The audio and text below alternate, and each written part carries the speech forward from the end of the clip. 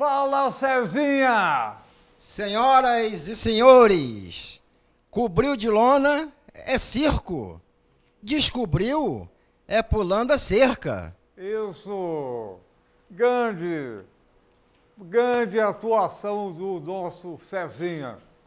Bom, hoje, dia 4 de novembro de 2016. Mais uma vez, o inusitado Pulando a Cerca, que não tem pauta, não tem roteiro, muito menos censura. O apresentador do programa sou eu, Daniel Sutorensky, médico. Pular a cerca por quê? Por cima, pelo meio, por baixo, porque a gente enxerga do outro lado. E o outro lado não tem sacanagem, não tem corrupção, não tem bandalheira. Tem o quê? Saúde, educação, justiça. E cada vez que esse programa, que é um pequeno programa assim, mas uma grande bandeira, os nossos convidados sempre são uma fração importante do Brasil, seja lá o que for, o lado A, o lado B, uma fração importante. Hoje, vamos chamar para falar, discutir, elaborar um assunto extremamente importante para esse país. Foi uma das maiores vergonhas que a humanidade cometeu, a escravidão.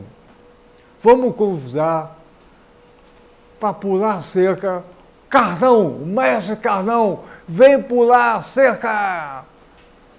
Pulou, isso.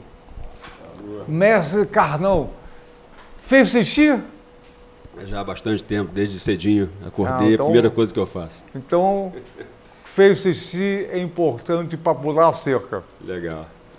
Então, mestre Carnão, um assunto que nós vamos conversar, aliás, eu vou ouvir, nós vamos ouvir, é Valongo. Mestre Carnão, qual é a tua idade? Para começar. 50 anos. Eu tenho 96, tá bom, é garoto. Nasceu aonde? Nasci em Niterói. Niterói. Como é que foi a tua infância aqui em Niterói? Foi boa, Santa Rosa, né? Enfim, Niterói era outra cidade, era muito mais tranquilo, né? Uma cidade mais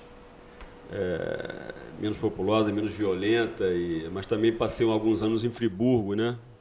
Lá no interiorzão, nas montanhas também, que também foi um momento também de descobrir a natureza, foi muito legal para a minha formação, né? Então, entre Niterói e Nova Friburgo. E a tua adolescência?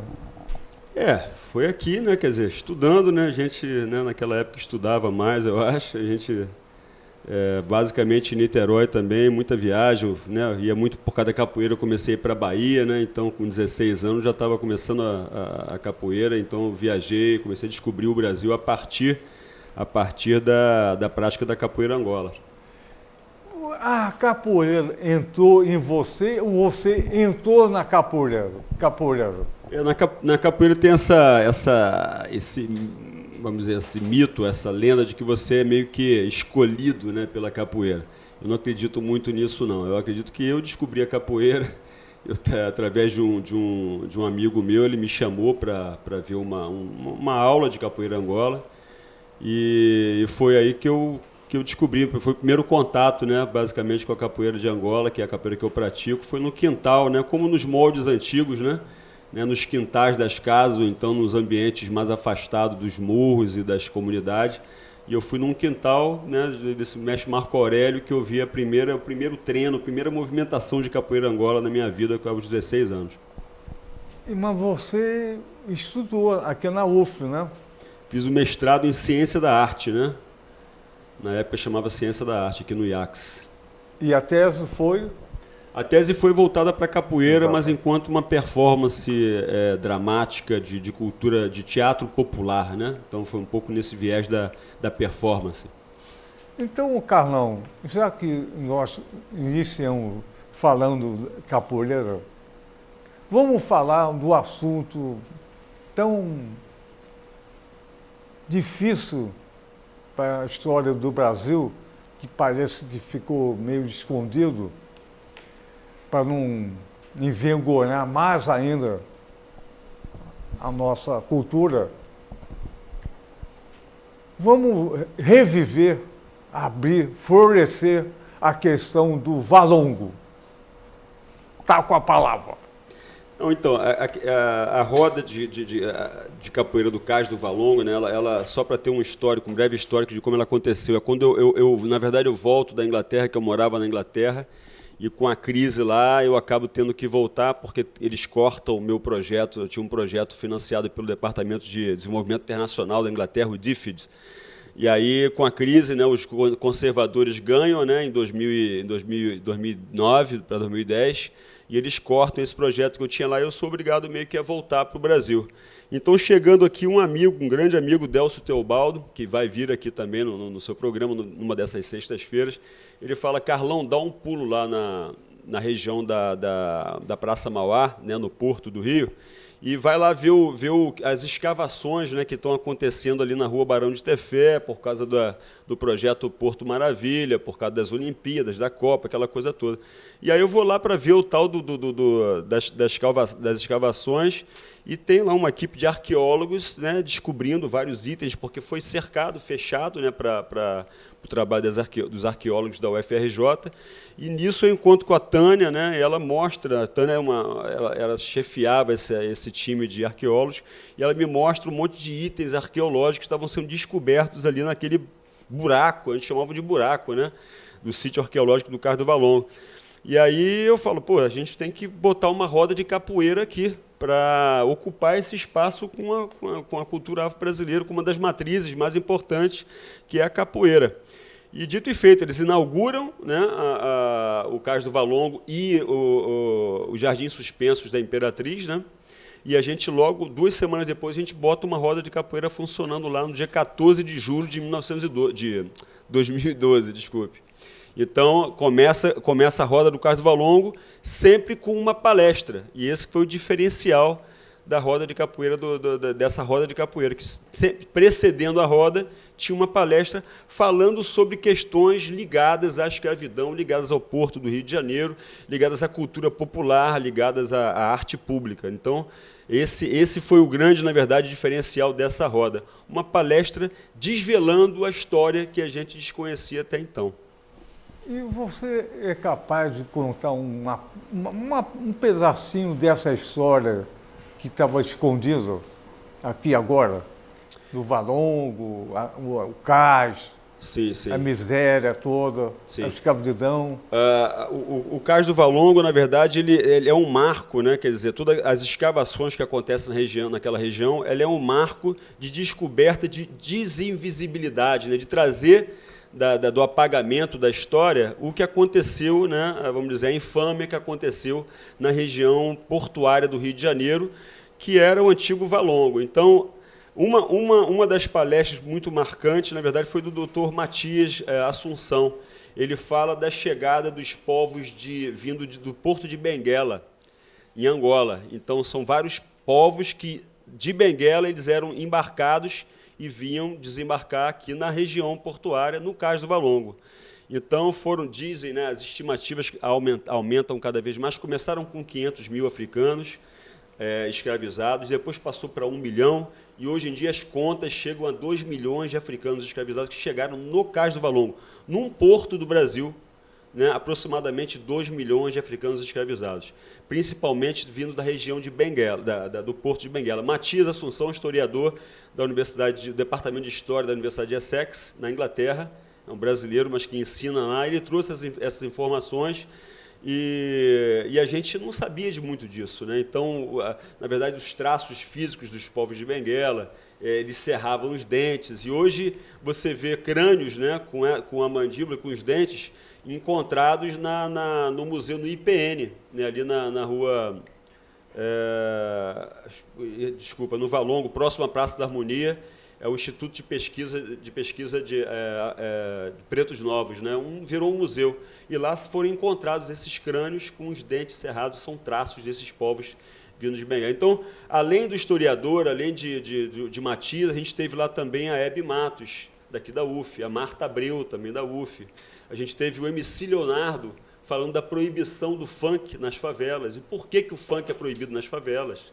Né? Ao mesmo tempo que o funk é proibido nas favelas, as festas na Lapa, né, onde também rolam drogas, né, diversas formas de tipos de droga, são permitidas. Por que o funk na favela, onde tem também o tráfico, é proibido, e na Lapa ou na Zona Sul, né, as festas não são proibidas? Então, ele trouxe essa polêmica, essa contradição, né, da cultura carioca. Entre outras coisas, ou seja, não só da escravidão, mas também as consequências da escravidão. Pois é, e isso é um episódio que ainda tem que ser revelado com mais clareza ainda. Esses 2 milhões que vieram de Benguela, por que foram escravizados exatamente lá? A África, a população da África, escravizava para fazer negócio. Pelo que eu entendo, o negro escravo era negócio, era muito mais que um pedaço de terra. Negócio, pode negociar, não é isso? É. E morria aos milhares.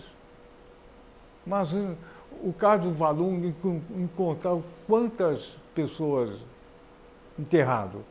Não, tem uma estimativa, na verdade, no IPN, né, que é esse Instituto de Pretos Novos, que em torno de 20 mil corpos tem uma estimativa de 20 mil corpos que estão enterrados naquela região, que é um cemitério, na rua Pedro Ernesto, desculpa, acabei de lembrar, entendeu?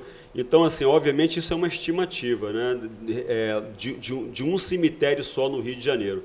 E que era, na verdade, uma região de quarentena, né? Eles chegavam ali, os africanos escravizados chegavam ali, não podiam sair daquela região do Valongo. Era cercada, alguns escapavam pela Rua do Livramento, por isso que se chama Livramento, né? É uma rua que ia dar no centro, né? Ela subia um morro e ia dar no centro. Mas eles ficavam ali naquela região presos para venda, né? Era o mercado de carne, o basicamente. Mercado de carne. E era dado um pouco mais de comida para valorizar o produto. Exatamente. Olha que coisa terrível. E, posteriormente, o caso do Valongo, fizeram o Dom Pedro II lá, um jardim, não é? O jardim suspenso, né? Para disfarçar, não é isso? Que coisa, né?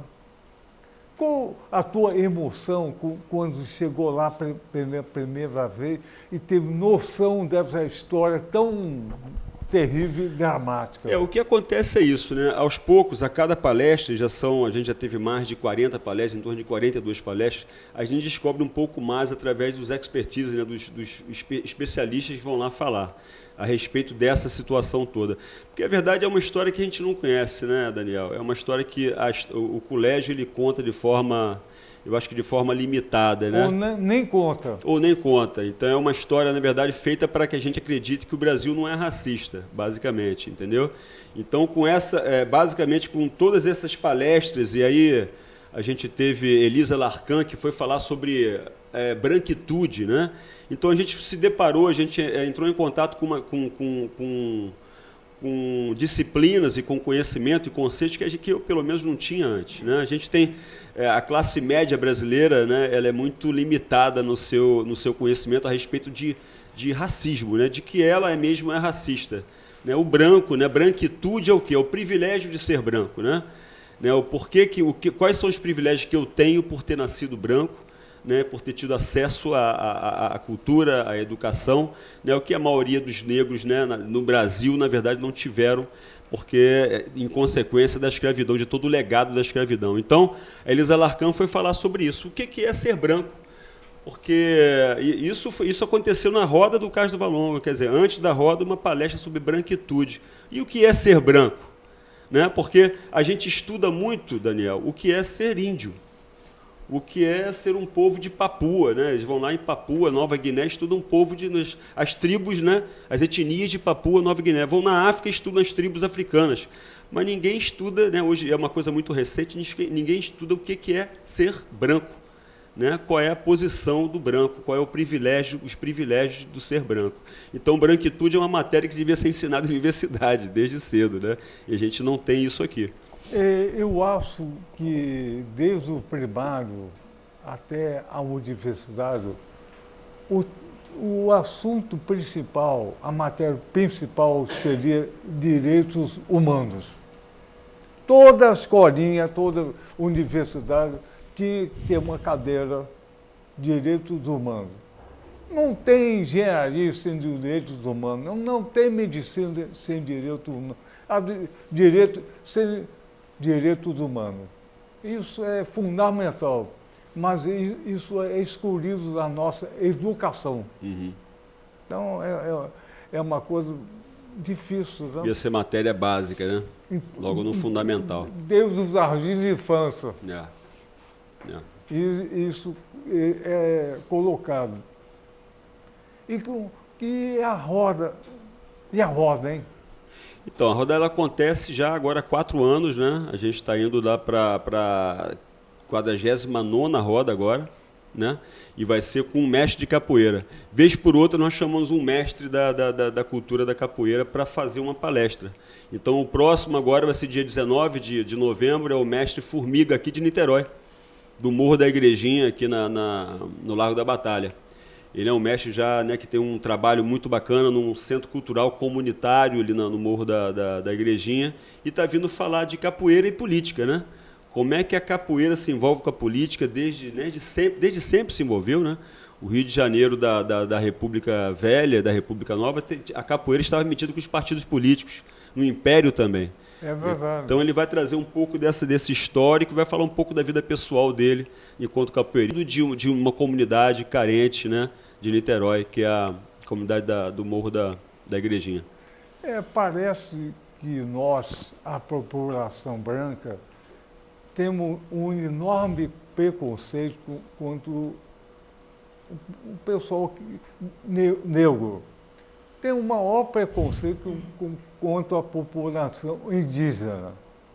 Ora, de verdade, eu conheço mais a população indígena através do filme americano de John Ford, o hino americano do cinema, que aqui no Brasil. E aqui no Brasil tem cineasta indígena. A cultura indígena é formidável. A gente desconhece. O preconceito contra a cultura afro-brasileira. Eu acho que a cultura, posso estar enganado, a cultura afro é mais rica que a cultura grega, por exemplo. É muito mais rica. E a gente desconhece, tem preconceito. A nossa formação europeia discrimina tudo que for de cor diferente. Negro, amarelo, azul, verde, branco é branco, a branquitude. É o dono do mundo, é a cultura superior. E já houveram guerras.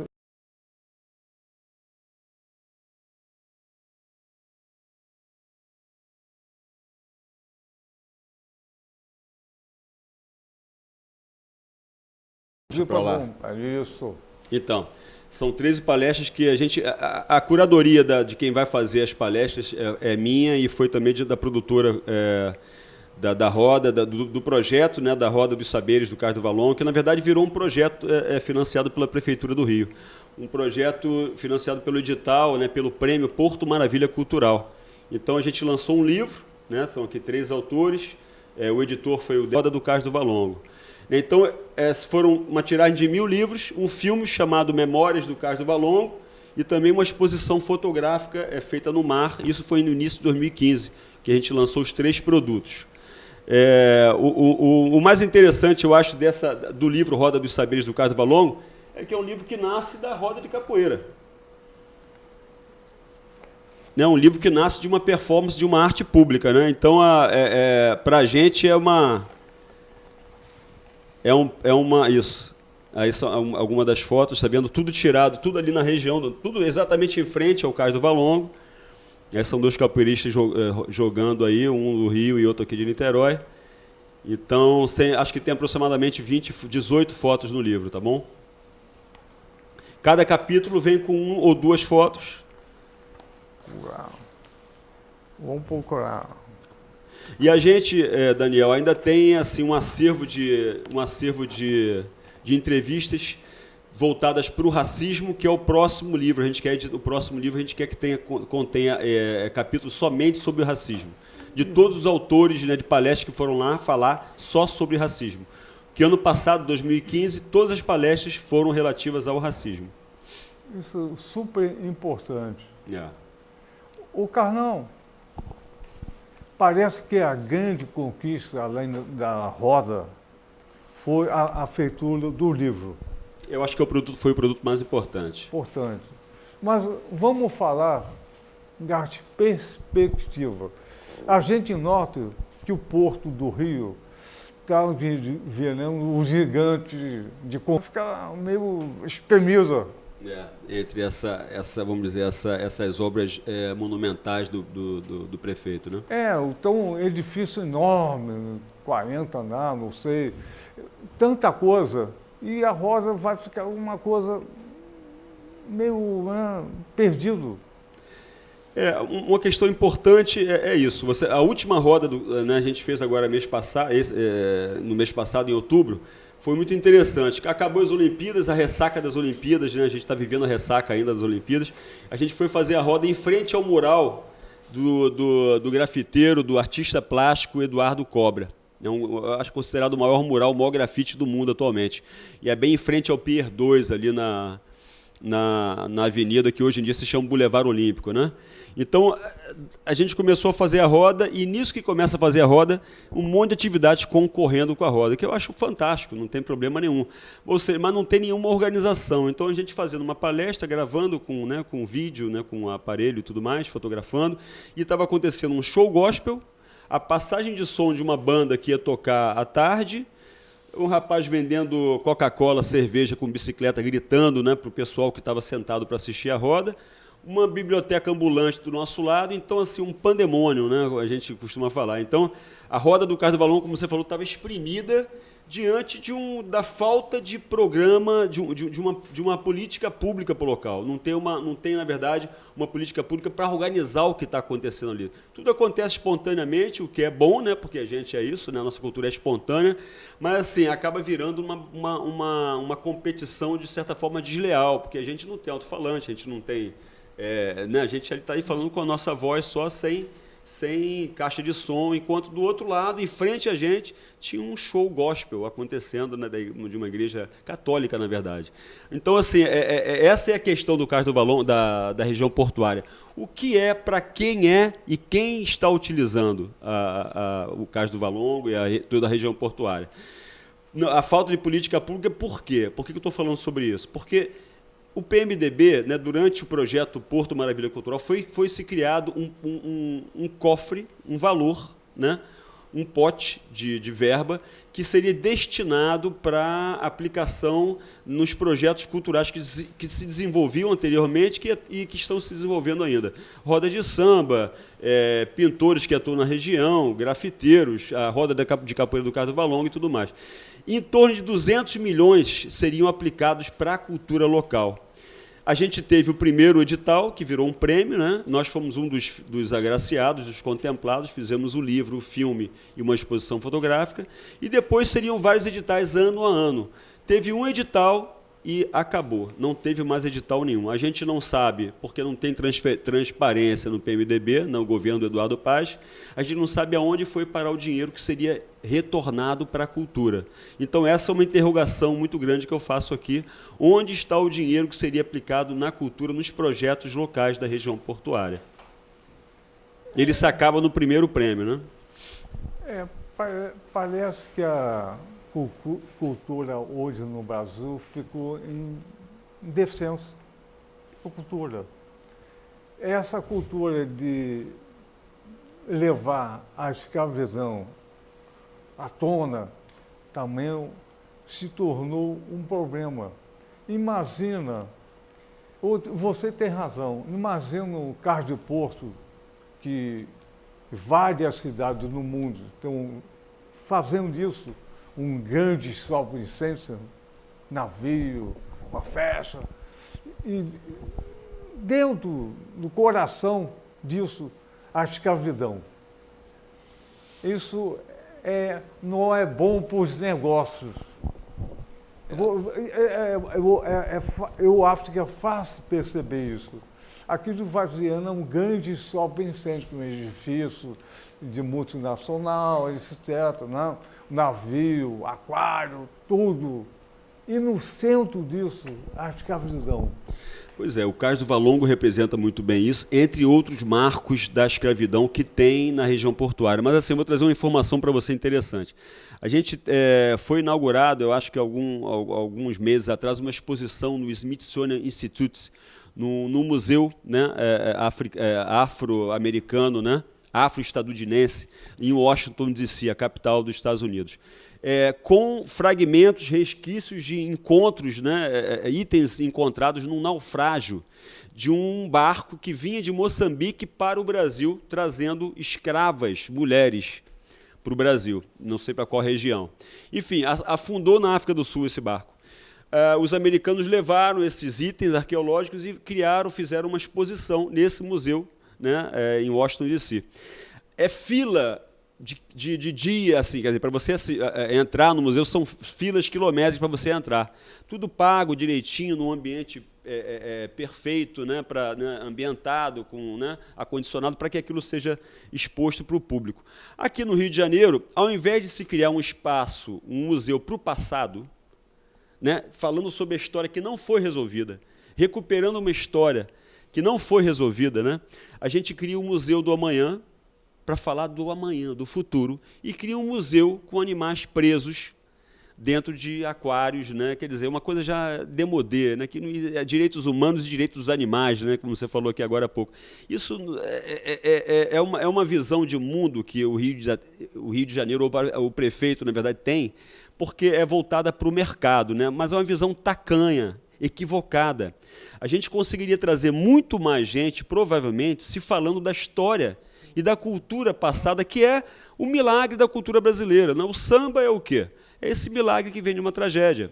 A tragédia da escravidão gerou o samba, gerou o maracatu, gerou o coco, gerou a bossa nova, gerou, sabe, o Partido Alto, gerou o candomblé, gerou a umbanda, gerou tudo isso que a gente tem e que o prefeito do Rio de Janeiro prefere olhar para frente, né, olhar para as estrelas, né, que estão lá, né, enfim, para o futuro, ao invés de trazer o passado, que é, como você falou, riquíssimo. A cultura brasileira é uma das culturas mais ricas do mundo, porque tem a África como mãe, né? A gente se amamentou na África, né? O pai foi o português, que a princípio invadiu esse país, né, que já era habitado pelos nativos, né, e a gente bebeu, né, o néctar, né, o leite, né, a informação, o conhecimento, basicamente da África, para se misturar com a visão cosmológica, a visão cultural do nativo. E deu a cultura cabocla, a cultura afro-brasileira. Então, assim, para que a gente vai gastar milhões, né, fazendo um museu do amanhã, se está tudo ali soterrado na região portuária e que poderia trazer muitos dividendos e muito turismo, já que é turismo que a gente está precisando, ou que a cidade vai viver do turismo, por que não, né, mostrar tudo que está enterrado, ao invés de olhar lá para frente, para o futuro, com o Museu da Manhã, um museu do Miguel Calatrava maravilhoso, mas que eu acho que não tem o conteúdo que a gente está querendo. O conteúdo é a reparação da escravidão, que trouxe tantos problemas para esse país, que ainda estão aí acontecendo agora, né? A gente vê agora o que está acontecendo. A gente viu agora nas eleições, né, o que aconteceu. Né? Um povo despolitizado, um povo que não sabe muito bem o porquê está votando no fulano ou no cicrano. Então, isso é herança da escravidão, é herança do racismo, é herança da ignorância, é herança da falta de educação, é herança de não olhar para o passado para resolver o presente. O futuro vai acontecer, vamos resolver o agora. né? E só vai resolver agora se a gente resolver o passado, se a gente olhar para o passado. Resolver não vai resolver, já aconteceu, né, na verdade. José, você tem razão. Qualquer museu aqui no Brasil sempre fala da elite na nobreza, da riqueza. Museu Nacional, só uma riqueza, elite. Nunca fala desse período tão rico em tristeza que o Brasil vive até hoje. Claro que sim.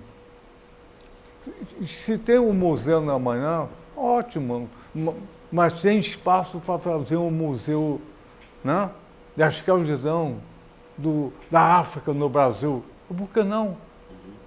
Por que não? Mas isso parece que não interessa na nossa cultura. É mais interessante na cultura norte-americana, que tem mais base que a nossa. Então, mas eu acho que, apesar da dificuldade, tem que pular a cerca. A roda do Valongo é igual a esse programa. Um pequeno programa, uma grande bandeira. Tem que aprender a pular a cerca. Se vocês ou você desistir, é o que o status quer que você desista. É fraquinho e esconde a escravidão. Vou dizer para você, Carlão, não se torne escravo dessa modalidade ruim. Tem que continuar. Apesar de toda a dificuldade, continua. Olha só, eu sou apresentador do programa Pulando a Cerca, eu sou médico, tive o AVC. AVC, acidente vascular cerebral, que é a doença que mais mata no Brasil e no mundo. Se eu desistisse, não estava aqui, apesar dessa vozinha do AVC. Claro que quando eu tive AVC, não andava nem falava nada. Aí, com esforço, comecei a falar com o Pato Donald, melhor que não falar. Depois, Cebolinha, atualmente, Hortelino Trocaleta, que deu bom humor. Mas estou aqui, pulando a cerca. Então, se você, por acaso, pensar em desistir, não faça isso. É o poder que incorporou em você. E a roda, para ficar uma rodinha de nada, tem que ser uma rodona enorme. Estou falando para você com maior atenção e afeto. É difícil, colocar vários, sobem a quarta, daí o espaço público, quando a gente conquista, não, se você devolver, não volta nunca mais atrás. Tem que ficar. Apesar do som, apesar da bicicleta, cerveja, aquela zona toda, mas estão marcando uma coisa que precisa ser marcado, o racismo, a escravidão no Brasil. Essa é uma grande história. Provavelmente, esse tema não ia chegar na televisão, aquela comum. Aqui chega, aqui um canal universitário. E não foi por acaso que vários autores são na nossa universidade, a UF. A UF, bem ou mal, teve uma contribuição fantástica nessa roda. E você, Carlão? Fala mais.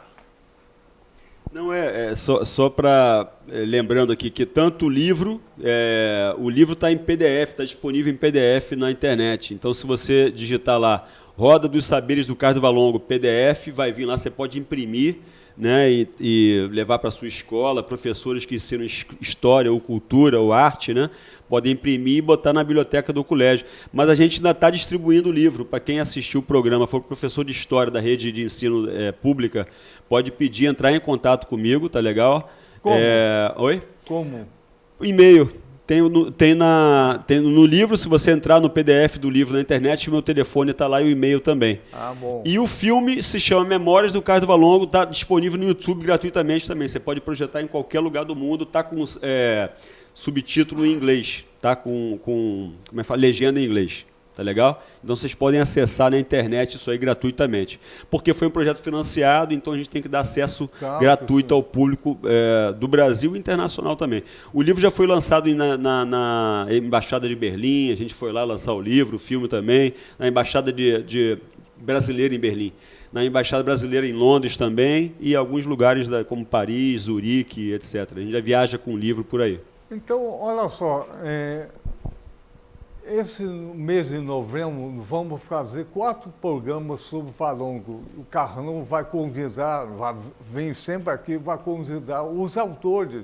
Cada um tem uma história fundamental para colocar o tema que escreveu e falou.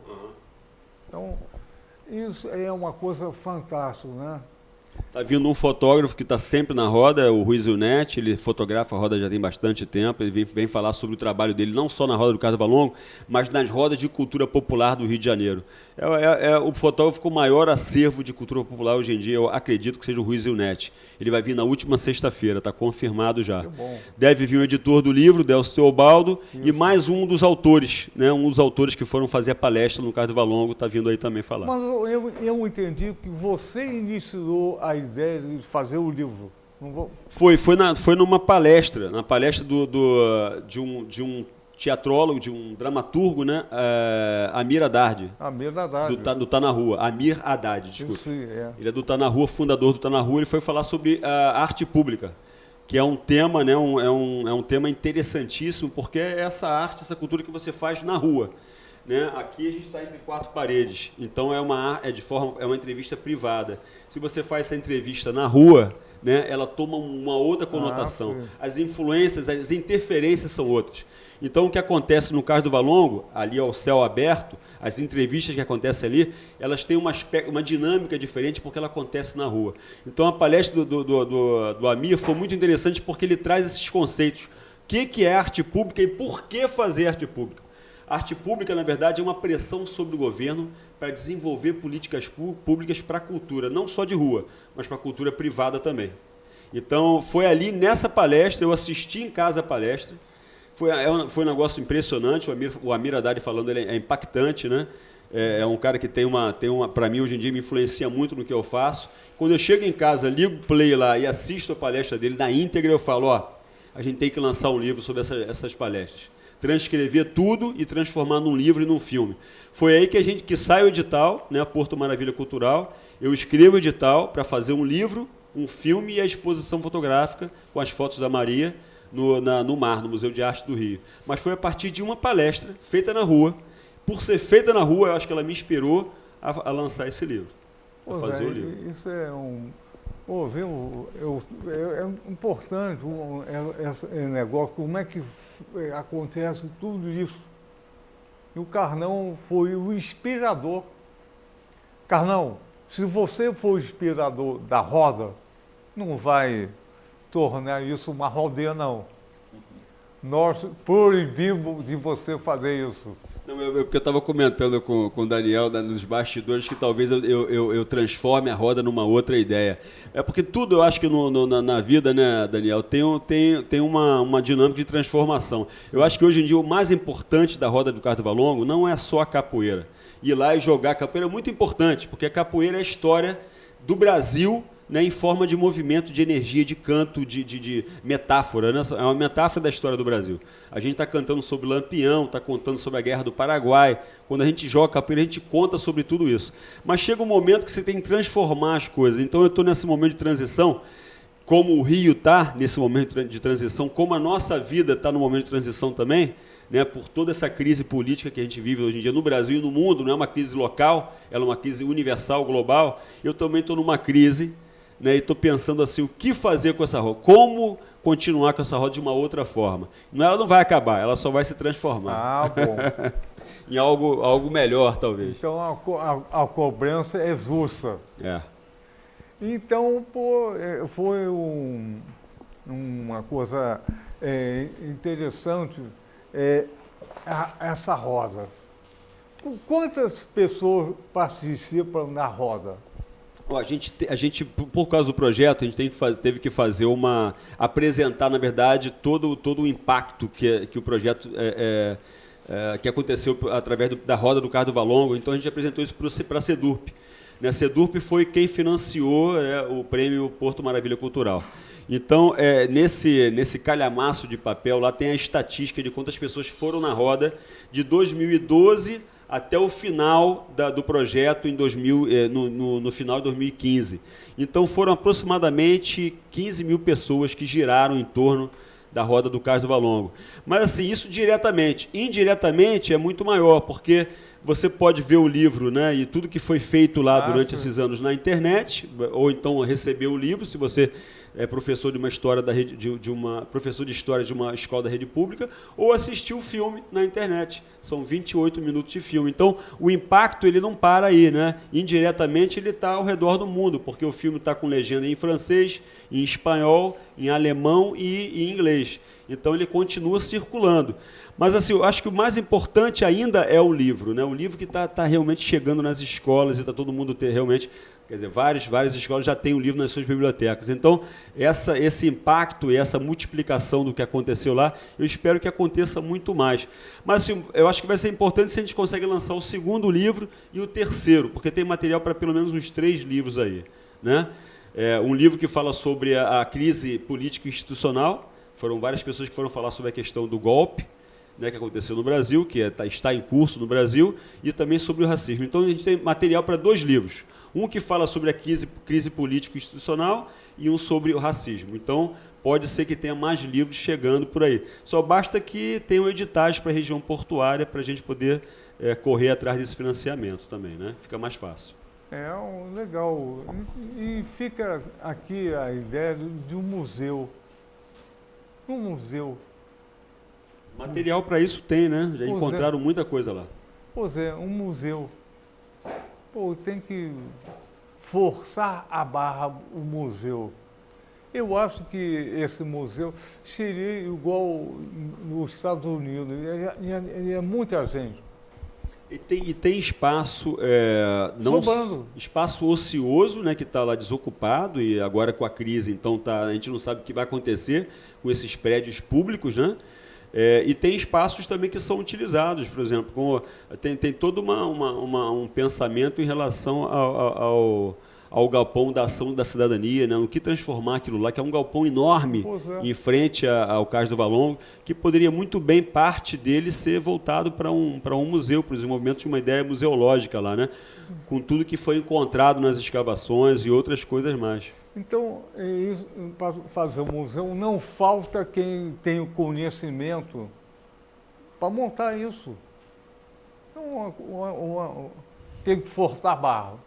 Tem que forçar a barra. Que eles sigam o exemplo de outros países que estão tentando fazer uma reparação, né, para lutar contra o racismo, porque reparação é luta contra o racismo. Então, sim. Carnão, infelizmente o nosso tempo é finito. Se fosse no dentista, 15 minutos é igual a 6 horas. É eternidade, né? No motel, 1 hora é nada. É verdade. Voa. Então, aqui passou 45 minutos, um tempo de futebol, e acabou rapidinho. Então, vamos ter esse programa que vai ter uma série de 4, com o mestre Carnão assumindo o poder. Vamos terminar cantando 1, 2, 3, por